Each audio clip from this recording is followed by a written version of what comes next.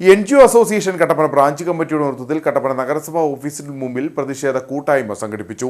സംസ്ഥാന സർക്കാർ ജീവനക്കാർ നേരിടുന്ന ആനുകൂല്യ നിഷേധങ്ങൾക്കെതിരെ 2025 ജനുവരി 22 നടത്തുന്ന പണിമുടക്കിന് മുന്നോടിയായാണ് പ്രതിഷേധ കൂട്ടായ്മ സംഘടിപ്പിച്ചത്. കേരള NGO അസോസിയേഷൻ ഇടുക്കി ജില്ലാ പ്രസിഡന്റ് ഷിഹാബ് പരീദ് ഉദ്ഘാടനം ചെയ്തു.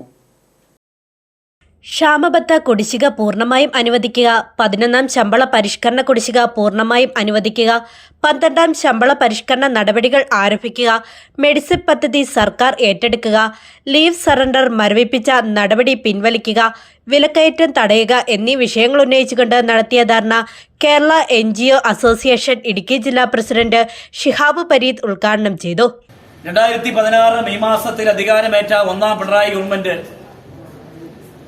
അധികാരമേറ്റ നാൾ മുതൽ നമുക്കറിയാം അവര് ഉയർത്തിയ മുദ്രാവാക്യം എല്ലാം ശരിയാക്കുമെന്ന ഒരു മുദ്രാവാക്യം ഉയർത്തിപ്പിടിച്ചുകൊണ്ട് 2016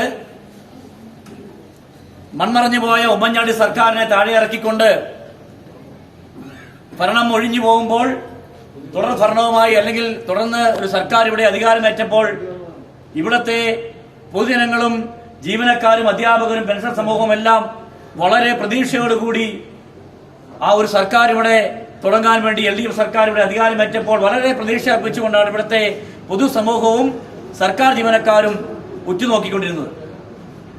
എന്നാൽ ഭരണം തുടങ്ങി ഇങ്ങ് പോകുമ്പോൾ ജീവനക്കാരെയും അധ്യാപകരെയും പെൻഷൻ സമൂഹത്തെയും പൊതുജനങ്ങളെയും അടക്കമുള്ള ആളുകളെ നോക്കുകുത്തികളാക്കിക്കൊണ്ട് ഭരണത്തിൽ ഇവിടെ ഏറിയ ഇടതുപക്ഷ ഗവൺമെന്റ് സമസ്ത മേഖലകളിലും വിലക്കയറ്റം ഉൾപ്പെടെ എല്ലാ മേഖലകളിലും വിലക്കയറ്റം ഉൾപ്പെടെയുള്ള കാര്യങ്ങൾ ഉന്നയിച്ചുകൊണ്ടാണ് ഇവിടെ ഭരണത്തിലേറിയത്.